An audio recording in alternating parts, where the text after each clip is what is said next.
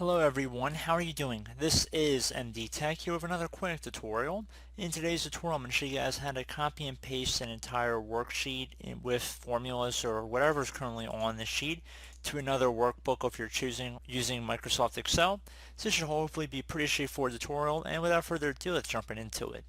So the first thing we're going to do is, let's say this is our workbook number 1, and we're going to open up another workbook that we want to paste in this data into.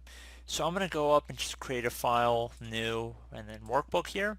If you already had an existing one, that it will achieve the same result, but you can see I have two workbooks up here. Workbook 1 and book 3 is where we're going to be putting in our pasted information. So if you actually wanted to just move the entire sheet over, very simple to do that. Just going to left click on the actual sheet name once it's selected in our book 1. And again, it's going to be whatever your original Excel workbook is. And I'm just going to just left click and just drag it over till I get to the place where we want to drop it to. And you see sheet 1 is over here on the new workbook.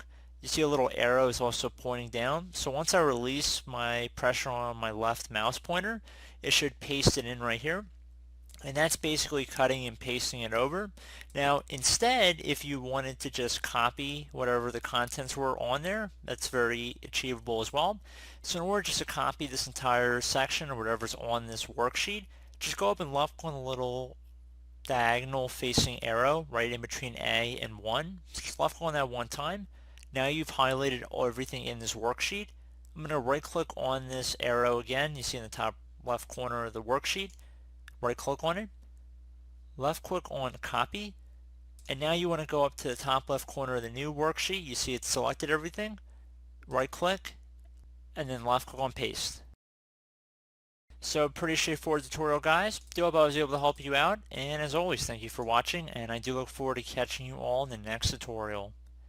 Goodbye.